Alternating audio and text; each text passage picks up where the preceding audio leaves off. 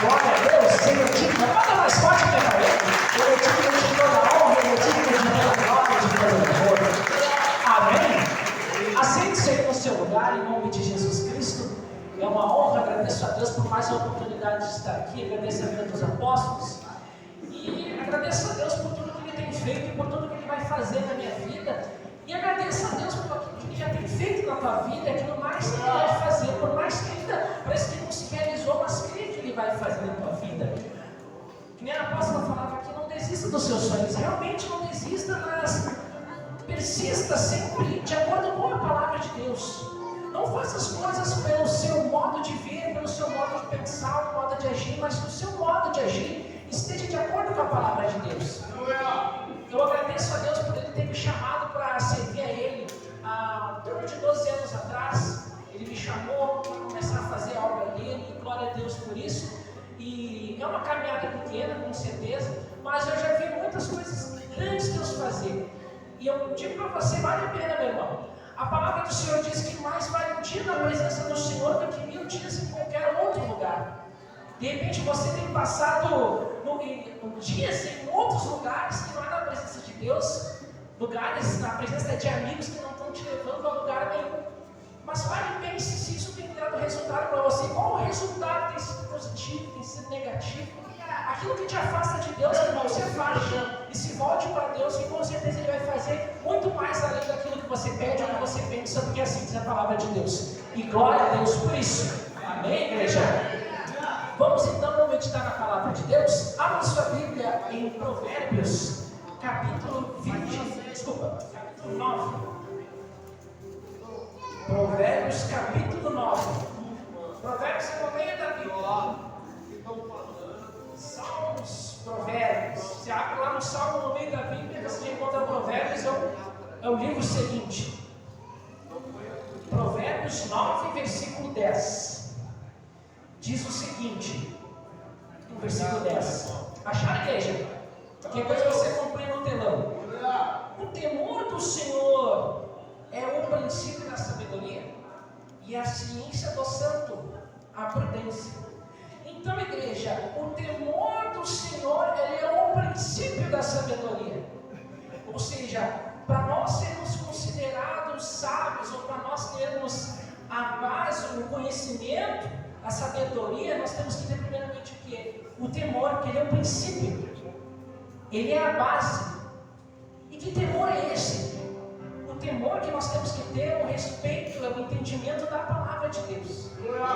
Para tudo que nós venhamos a fazer na nossa vida, seja para tomar uma atitude, para uma mudança radical, para tomar decisões, de repente para chegar e para falar para alguém, meu Deus, me dá sabedoria. Que sabedoria é essa? É através da palavra. Faz sempre através da palavra. Nós temos que agir, nós como cristãos, a gente acompanha a palavra de Deus. Então a base para as nossas decisões, o princípio da sabedoria é o temer, é ter respeito à palavra de Deus. E a gente diz, Deus me dá sabedoria, Deus me ajuda a lidar com determinada situação e tal.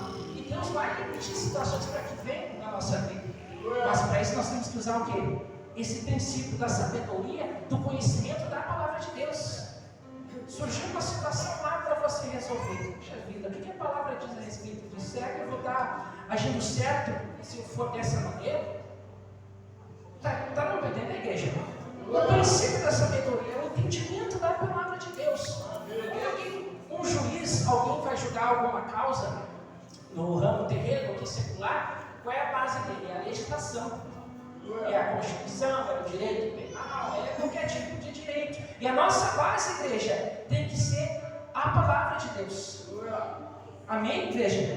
Glória a Deus. Então, temos que temer Deus, ter um respeito, ter obediência às coisas do Senhor. E muitas vezes nós agimos de maneira precipitada, agimos de uma maneira que não agrada a Deus, porque nós agimos precipitadamente. A Bíblia diz que peca aquele que se apressa com os seus pés, e muitas vezes nós nos apressamos com os nossos pés, acabamos o quê? Pecando, que não agimos com o princípio da sabedoria, que é o temor, é o respeito à palavra de Deus. Nós não acabamos por não respeitar a regra, não respeitar a palavra de Deus. E nós devemos respeitar essa palavra, igreja.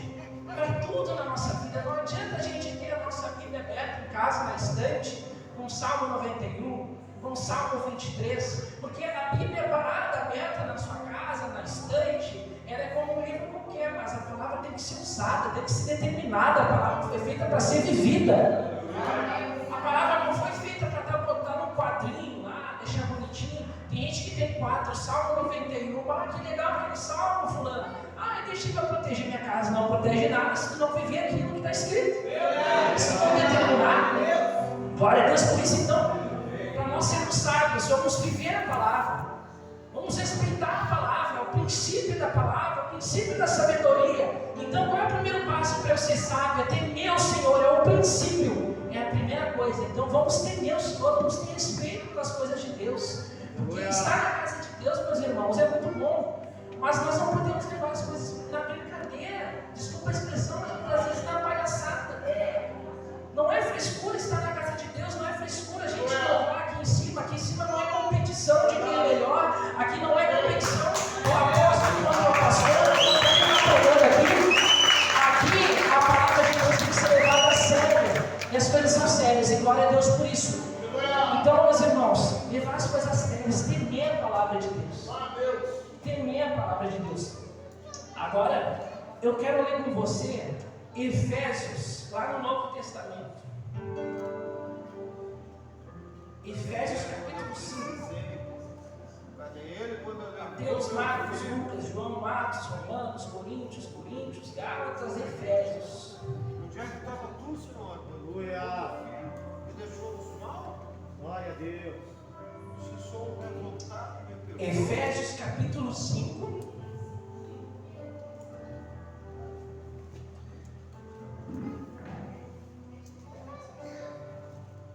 Meu Deus. Versículo 5.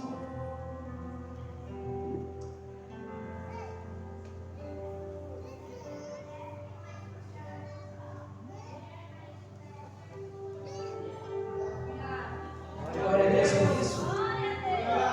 Vamos ler então, versículo 5. Eu abri errado aqui. Vamos, agora vai dar certo, Glória a Deus. Efésios 5, a partir do versículo 5. Porque bem sabeis isto, que nenhum fornicador, impuro, avarento, o qual é idólatra, tem herança no reino de Cristo Jesus. De Cristo e Deus, perdão. E ninguém vos engane com palavras vãs, porque essas palavras, por essas coisas, vem a ira de Deus sobre os filhos da desobediência. 7. Portanto, não sejais seus companheiros. Então, meus irmãos, não sejais seus próprios companheiros. A Bíblia diz, diversas passagens ali, mas no Novo Testamento, que nós devemos nos importar com o nosso próximo, devemos ter respeito à palavra de Deus. Só que muitas vezes, por nós queremos fazermos a nossa vontade, nós esquecemos a palavra de Deus, o temor da palavra de Deus, que é o princípio da sabedoria, e queremos fazer as coisas do nosso jeito, da nossa vontade, e acabamos nos tornando os nossos próprios companheiros, por querer fazer as nossas próprias vontades. Muitas vezes nós procuramos pessoas que vão dizer coisas para nos agradar, e procuramos aquelas pessoas que não vão nos levar a lugar nenhum, até que o apóstolo fala, não procura, como é que é apóstolo? Não tem acesso a quem não te dá destino. Muitas vezes procuramos pessoas assim que não vão nos levar a lugar nenhum, que não tem temor pela palavra, mas nós queremos agradar, queremos ser os nossos próprios companheiros, e não honramos a palavra de Deus. E assim, meus irmãos, em outras situações da nossa vida, a Bíblia diz o que? Que nós devemos honrar o pai e a mãe. E isso é bíblico, está na palavra. Temos que temer essa palavra. Olha, eu vou honrar meu pai e minha mãe. Mas muitas vezes, por não querer honrar o pai e a mãe, o pai e a mãe dizem, não faz determinada coisa, a pessoa vai lá e faz, ela age como? Sendo a própria companheira dela, esquece do princípio da sabedoria, que é o temor da palavra. A Bíblia diz que nos últimos tempos os homens seriam amantes de si mesmos, que seriam companheiros deles mesmos. E é o que acontece hoje, infelizmente. Ninguém se importa com o pai, ninguém se importa com a mãe, ninguém se importa com o vizinho, com o amigo que está do lado, desonrando totalmente aquilo que diz a palavra, que nós devemos ajudar. o nosso próximo, que nós devemos amar o nosso próximo. Muitas vezes queremos ser os nossos próprios companheiros, esquecendo da palavra de Deus. Às vezes, dentro da nossa casa, a Bíblia diz que o homem tem que dar a devida honra para a mulher, e a mulher também tem que respeitar o marido como cabeça. Às vezes não há um respeito um para com o outro. Um quer ser mais companheiro de si do que o outro. Às vezes é a mulher que quer mandar em tudo, quer passar por cima da autoridade do homem. Às vezes o homem que quer, não, é do meu jeito e pronto, acabou. Um quer ser mais, quer mandar mais que o outro. Cadê aquilo da palavra de respeito com o outro? Cadê o temor do casamento, da palavra de Deus? Ou muitas vezes a pessoa, ela se casa, mas ela leva as coisas para outros lados. Então, entrando por um outro assunto agora, aqui, meio diferente daquilo que estamos falando, mas ela começa a levar os problemas delas para outras pessoas. Esquece o temor da palavra. O que a palavra diz? Deixará o homem, o pai, a mãe, e apegar-se à sua mulher. Só que muitas vezes o camarada vai lá, se casa, mas ele quer ficar totalmente dependente emocionalmente de tudo dos seus pais, da sua mãe. Ou às vezes é a mulher que quer ficar totalmente dependente do seu pai e não se apega ao seu marido.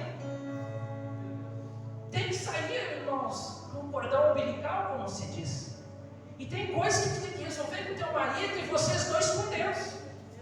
Não sei porque eu falei isso agora, entrei nesse assunto, mas tem coisas que não vai adiantar você levar para amigos e pessoas. Não exponha certas intimidades tuas da tua casa, com o teu marido, com os teus filhos, para determinadas pessoas que não vão te levar a lugar nenhum. Às vezes, irmãos, temos que fechar a porta da nossa casa para determinadas pessoas que não vão nos levar a lugar nenhum. Glória a Deus por isso. Glória a Deus. Então, meus irmãos, o nosso verdadeiro amigo é Jesus. Nós, com certeza, aqui entre nós, um se dá melhor com o outro, eu me dou melhor com um, você se dá melhor com o outro, se dá bem comigo, eu não sei. Eu posso ter uma amizade linda com cada um de vocês, ou com alguns de vocês, mas saiba, eu sou homem, eu sou falho, um dia eu posso te magoar, um dia eu posso te entristecer, mas Jesus nunca vai te entristecer. Se você olhar para a palavra, se você temer a palavra, tiver respeito pela palavra, Ele nunca vai te entristecer.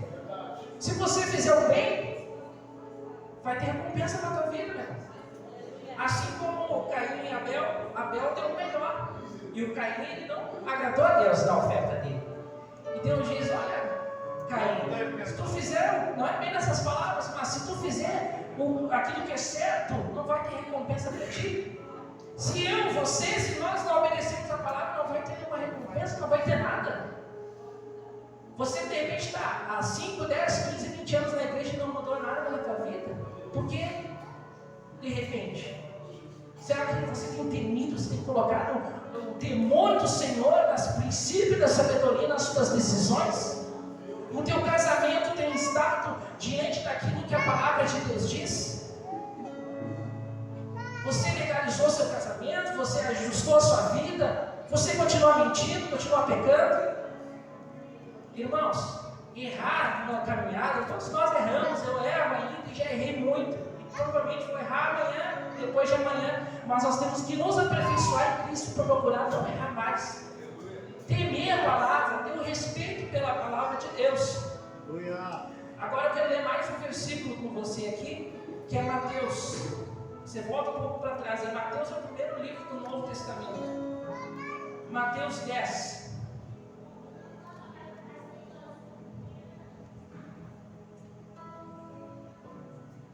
E muitas vezes, irmãos, nós vemos pessoas, às vezes pessoas aqui fora, as pessoas vão lá, elas são amantes de si mesmas, elas matam, elas roubam, elas mentem.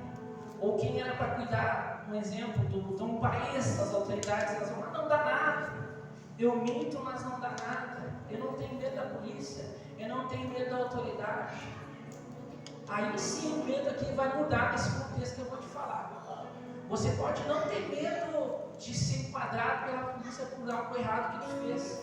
Você pode não ter medo de fazer algo errado, porque você diz não vai dar nada, mas Deus ele vê tudo. E aí sim, se você não tem temor pelas autoridades, não tem temor pela lei, aí sim você vai ter que ter medo de Deus, porque olha só o que diz aqui, ó, Mateus 10, 28. E não temais os que matam o corpo e nem podem matar a alma. Temei antes aquele que pode fazer perecer no inferno a alma e o corpo. Tem um versículo que tem uma outra tradução que diz que o próprio Deus que pode fazer isso. Ele pode matar a alma, ele pode lançar no inferno. Então, se nós não fizermos aquilo que é correto, se nós não tivermos o temor da palavra de Deus, vai chegar um dia que não vai ter, nem se diz, não vai ter choro nem vela. Não vai adiantar hoje eu estar aqui bonitinho, legal, eu estou pregando para você aí você de casa, tudo bem? Se eu não tiver na palavra de Deus, Jesus vai dizer, eu vou dizer, Jesus, mas eu preguei lá na PF. Aí Jesus vai dizer, apartai-me de mim, maldito, eu não te conheço. Tu não temeu a minha palavra. Eu te ensinei, mas tu não temeu a palavra, tu não fez aquilo que é certo. Então, meus irmãos, nós estamos chegando num tempo que a gente não sabe quanto tempo. Pode ser que não tenha mais igreja aberta. Pode ser que o evangelho comece a ser perseguido de uma maneira mais ferrenha ainda. E aí? Como é que vai ser? Acabam com a gente aqui, os obreiros, vamos matar todo mundo. Acabaram com a vida do apóstolo. O apóstolo não vai poder fazer nada. Eu não vou poder fazer nada. O pastor Fabrício, pastores, ninguém vai poder fazer nada. Por isso que a gente tem que temer a palavra e olhar para Jesus, igreja. Se voltar para isso, Jesus. Então temos que temer a Deus e respeitar a palavra de Deus. Se você não quer temer a Jesus, você quer levar as coisas do seu jeito, da mentira, no erro, mas aí você vai ter que ter medo daquilo que vai vir depois. Porque muitas vezes nós nos concentramos tanto nas coisas que tem aqui, coisas terrenas, não é errado. Você quer ter um trabalho bom, você querer ter dinheiro, você querer investir em muitas coisas, não é errado, mas tudo isso aqui vai passar. No dia do nosso velório, do nosso enterro, vai chegar um caminhão de mudança cheio de coisa lá. O que vai adiantar eu ter conquistado tudo isso e eu ter perdido a minha alma? A Bíblia diz que adianta o homem conquistar o mundo inteiro e perder a sua salvação em Cristo. A gente tem que temer a palavra, se voltar e fazer aquilo que é certo, mesmo que todo mundo diz que não. Mesmo que seja moda. Mas disseram lá na igreja tal que não precisa dar o dízimo. A Bíblia não diz que não precisa dizimar. Mas disseram lá que pode casamento com homem, mulher com mulher, mas a Bíblia não diz nada disso. Jesus não mudou. Não vem nenhum anjo dizendo um outro evangelho. Ele disse ainda que vinha outro trazendo um outro evangelho. Expulsa logo esse cara, manda esse cara embora. Glória a Deus, igreja. Diga glória a Deus aí. Aponta Jesus aí, não precisa glória a Deus. Glória a Deus, igreja. Glória a Deus que Deus está falando. Deus está falando na nossa igreja. Isso serve para mim, serve para todos nós, igreja. Eu não sou perfeito, não estou aqui falando para acusar ninguém, eu não conheço a vida de ninguém, quero ser só um instrumento usado nas mãos de Deus. Mas se eu não estiver bem aqui, eu usar de hipocrisia, eu vou tomar um bufo aqui. Eu vou sofrer as consequências. Então, é para todos nós. Eu quero convidar você a ler, abrir lá em 2 Samuel. Já vamos encerrar daqui a pouco. 2 Samuel, lá no Novo Testamento. Gênesis, Levítico, Números, Deuteronômio, Josué, Juízes, Ruth, Samuel. É 2 Samuel, no caso, são 2 Samuéis. É o mesmo, só que 2 livros, né? 2 Samuel, capítulo 6.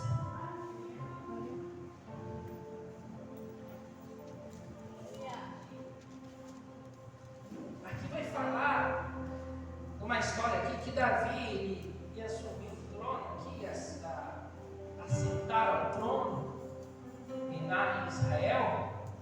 Ele pegou a arca, você vai falar aqui da arca da aliança. O que era essa arca da aliança. A arca da aliança simbolizava a presença de Deus no meio daquele povo.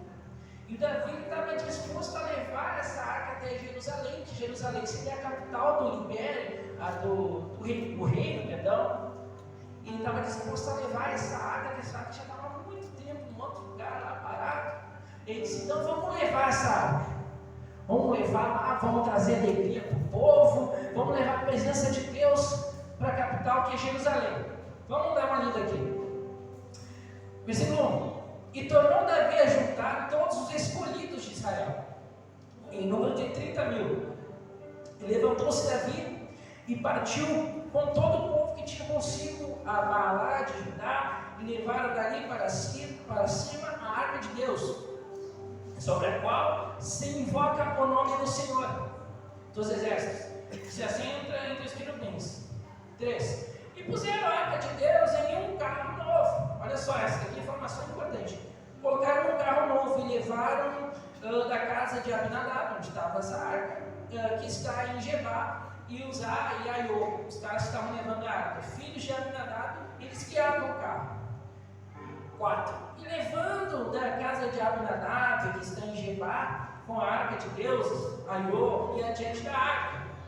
E Davi e toda a casa de Israel se alegravam perante o Senhor com toda sorte de instrumentos, de madeira, faia, com harpas, com saltérios, e com tamboris, e com ponteiros, e com símbolos. Era carnaval quase. E chegaram à ilha de Nacon, e estendeu a mão à arca de Deus, e segurou-a, porque os bois a deixavam pender. Então a ira do Senhor se acendeu contra Uzá, e Deus o feriu ali por essa imprudência, e morreu ali junto à arca de Deus. Uma palhadinha aqui. Brincadeira, né? Era como se fosse uma escola de samba, melhor dizendo, né? O Senhor é o meu pastor e nada me faltará. Faltava isso, né? Mas o que aconteceu? Eles estão levando essa arca. Eles estão levando a arca lá para onde eles queriam levar? Para Jerusalém. E vocês viram lá no começo que colocaram a arca num carro novo. Dá para botar um versículo aí para mim, por gentileza? Êxodo 25, 14. Não precisa abrir, não vai colocar aqui, por gentileza. Êxodo 25, 14. Você viu que eles pegaram a arca representava a presença de Deus. Eles colocaram ela num carro novo. O que diz ali? E meterás as varas nas argolas, aos lados da arca, para se levar com elas a arca. Ponto. Mas aqui diz que tinham que colocar argolas para levar a presença de Deus. Mas o que eles fizeram aqui? Eles colocaram num carro. O que poderia ser esse carro? Não é um carro com 4 portas, ali, um motor 1.4, direção elétrica, era uma carroça. Eles não fizeram conforme aquilo que a palavra de Deus diz. Isso aqui lá no Êxodo, lá no começo, ó, quando o povo estava saindo lá da escravidão no Egito. Eles tinham que levar 5 argolas, mas eles estão levando como? Com uma carroça. E o que aconteceu no meio do caminho ali? Ali diz no 6, versículo 6, chegando a ilha de Nacon, estendeu a mão à arca de Deus e segurou-a, porque os bois a deixaram perder. Ou seja, eles colocaram na carroça, e a carroça veio lá pender, e o cara foi tentando, vai cair! Botou a mão dele, não era para botar a mão dele. Ou seja, eles fizeram aquilo que não era para ter sido feito. Colocaram no carro, em vez de levar lá nas argolas. E acabaram, o rapaz ele acabou o quê? Morrendo. Então, a arca, como eu falei, era a presença de Deus. E muitas vezes nós, como representantes de Deus, queremos levar a presença de Deus da maneira que não é para ser levada. Nós, como representantes de Deus, não podemos nos apresentar como homens e mulheres de Deus, mas tendo atitudes que não convêm, que não são da palavra de Deus, não têm o temor da palavra de Deus. Eles vão dizer, se eu acho de uma maneira errada, o pessoal vai dizer, olha aí, o cara está na igreja, mas está bebendo, está falando palavrão, está fazendo um monte de coisa errada, está mentindo. Mas que Deus é esse? Que presença de Deus é essa? E aqui a presença de Deus era para ser levada de uma maneira, eles estão levando de outra.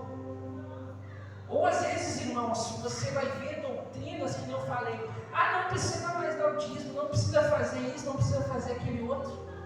Aí você vai para outra igreja, para outro lugar que ensina completamente distorcida a palavra de Deus e você acaba se perdendo, porque eles querem levar a arca do jeito deles.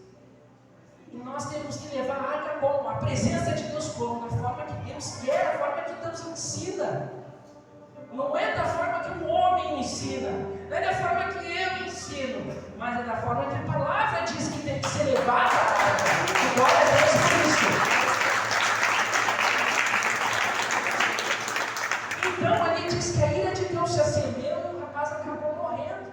Se a gente decide levar a arca de qualquer maneira, a presença de Deus de qualquer maneira, vai chegar uma hora que nós vamos acabar morrendo espiritualmente. A Bíblia diz que aquele que usa de engano não permanece. Não adianta eu estar aqui, que nem eu falei, legal, bonito, show de bola, bacana, mas se eu estou usando de engano, eu vou morrer espiritualmente.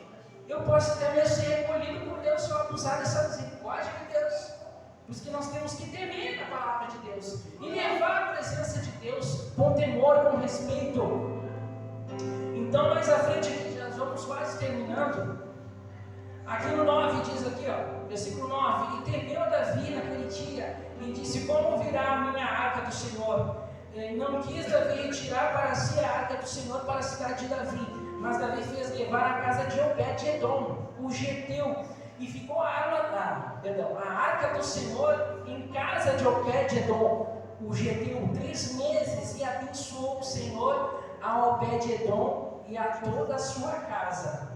Ou seja, esse rapaz aqui, ele não era um rapaz do povo de Deus, ele era um geteu, ele era, ou seja, do povo de Gate, lá da terra dos gigantes. Mas Davi disse: vou colocar lá, na casa desse rapaz, vou deixar lá na casa desse rapaz. E ele foi abençoado. Muito antes disso acontecer, a arca já tinha sido roubada por esse povo, os filisteus, e tinha causado uma série de mortes e problemas, porque aqueles homens começaram a fazer chacota com a arca de Deus, com a presença de Deus, e eles acabaram morrendo e devolveram a arca. Esse homem, de repente, ele ouviu falar dessa história e ele temeu a Deus. Ele não tinha nada a ver com o povo de Deus, mas ele temeu a Deus e foi abençoado.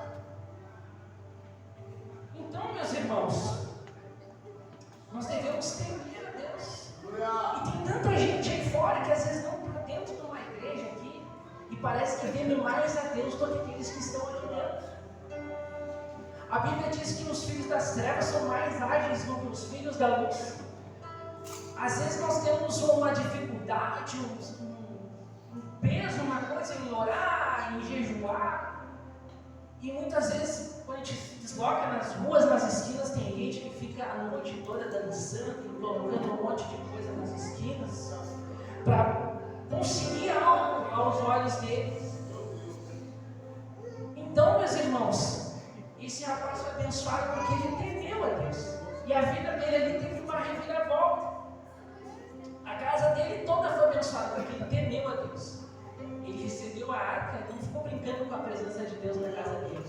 De repente os filhos dele iam chegar na arca e falaram: "Ó pai, o que é isso aqui?" "Não, por isso, sai daí. É a arca de Deus, respeita." Ele temeu a Deus, de repente ele passou aquilo para a família dele. A Bíblia não diz esse tipo de coisa, é só um pensamento aqui. Mas, igreja, em suma, em resumo, nós todos devemos temer ao Senhor, obedecer a palavra dele e fazer as coisas conforme aquilo que Deus quer. Levar a presença de Deus com temor, com respeito. O temor do Senhor é o princípio da sabedoria. E glória a Deus por tudo que Ele falou para nós nessa noite. Amém? Pode aplaudir Jesus, igreja.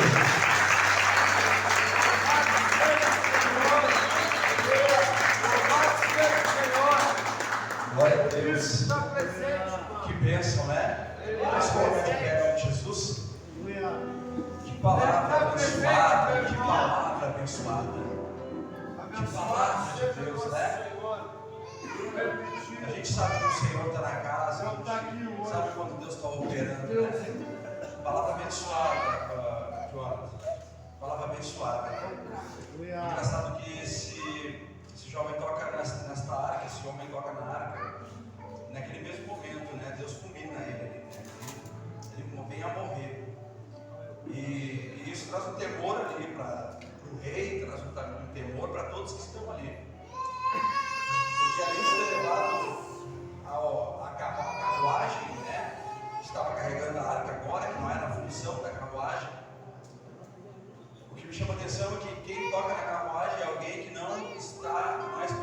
alguém separado para carregar a camote. Tem pessoas que são específicas para carregar algo. Então nunca tente carregar aquilo que não é para você carregar. Se Deus deu um chamado para você, evangelista, você é evangelista. Não tem que ser o profeta, ser o pastor, ser o missionário. Você é evangelista. Se Deus te deu um chamado pastoral, você é o pastor, é o que é passeio das ovelhas. Se Deus te deu um chamado de apóstolo, você tem que dar destino. Dá destino às coisas. Você simplesmente dá destino a elas. Se você for chamar São Diácono, cuide da casa de Deus. Não espere alguém cuidar de algo que Deus deu para você cuidar. Se Deus chamou como um levita da casa do Senhor, não espere ser algo que Deus não te chamou. Não busque ser algo que Deus não chamou. Eu vejo e eu boto muitas das vezes Natan ministrar, eu coloco o Jonathan ministrar, porque eu sei que Deus chamou eles para isso. Porque Deus me mostrou. Lohana muitas das vezes prega, porque eu sei que Deus chamou para eles também. Eles estão, não vou dizer quebrando um galho, mas eles estão numa função fazendo com muito amor, mas da qual Deus vai, num tempo, Deus tira eles e Deus levanta eles em outra função.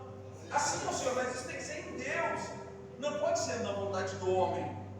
Algumas pessoas dizem, sai do ministério, porque está tanto tempo lá, tu viu que não consagrou mais ninguém. Não, é melhor não consagrar ninguém do que consagrar pessoas imaturas, que vão sair daqui, vão sair ferindo, e vão ferir as pessoas. E sabe de quem Deus vai cobrar depois? Daquele que fez. Então, quando nós somos ainda meninos, nós não temos experiência, nós podemos errar. Mas depois que vem a maturidade, Deus não aceita que nós venhamos falhando.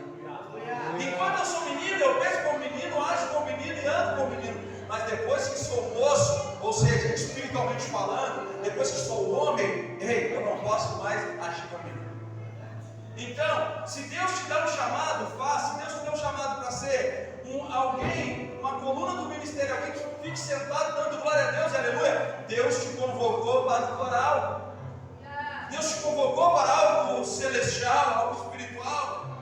Simplesmente você não é alguém que está sentado numa cadeira, não. É alguém que Deus escolheu, que Deus tocou no coração, que Deus enviou o Espírito Santo e disse: eu te chamo para uma obra, mesmo que seja para estar sentado no banco da igreja, glorificando e exaltando meu nome, e sendo uma coluna, trazendo a tua oferta, trazendo o teu dízimo, porque através disso a minha obra se mantém. Sabe quem você é? Você é o mantenedor da obra. Tem muita gente querendo cargo, mas não entendendo o princípio dos cargos. Então há uma importância de saber qual é o cargo, qual a função. Eu me lembro que quando levantaram eu e a apóstola bispos, nós passamos por toda essa escala, e quando colocaram a bispo, nós vamos ler, primeira coisa, vamos ler o que o bispo faz. O que os bispos fazem? Primeira coisa que eu o bispo, ele não vai se deitar ao vinho, não pode tomar vinho. E aí a gente, puxa, não pode tomar vinho, nada, quase nada. Eu disse: olha, aqui para você deitar é prolongar, mas eu prefiro não arriscar. Como já não bebia, como ela não bebia também, ela disse assim: puxa, aí eu gostava de tomar um quentãozinho, né?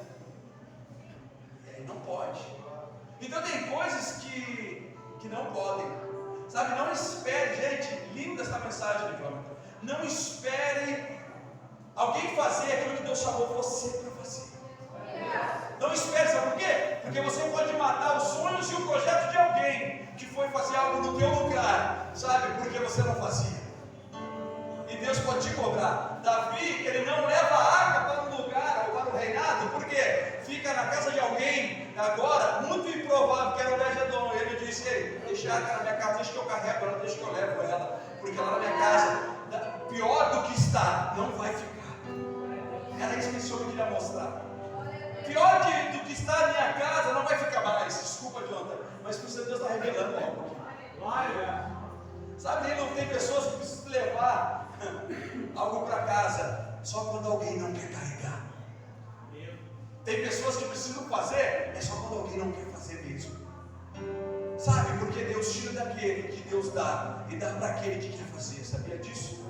A Bíblia diz que Deus tira o talento daquele que não multiplica e dá para aquele que multiplica. Ei, quantos aqui são improváveis e querem estar na dependência de Deus para multiplicar tudo aquilo que Deus der sobre a tua vida, em nome do Senhor Jesus? Eu não falo em palavras, eu profetizo essas palavras.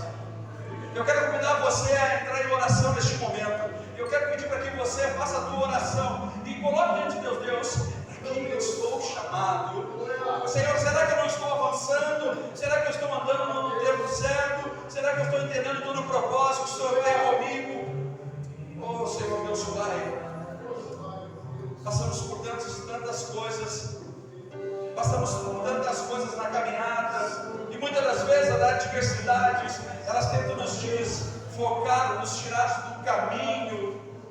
Mas, Senhor, que nós venhamos dar destino às nossas vidas do Senhor, que nós venhamos nos arrepender dos nossos pecados, dos nossos erros e das nossas falhas, mas que possamos, Deus, tudo aquilo que for dado a nós, que nós venhamos fazer com excelência, que nós venhamos, Senhor, valorizar o nosso chamado, que nós venhamos, Deus, valorizar aquilo que Deus tem confiado aos nossos corações, às nossas vidas.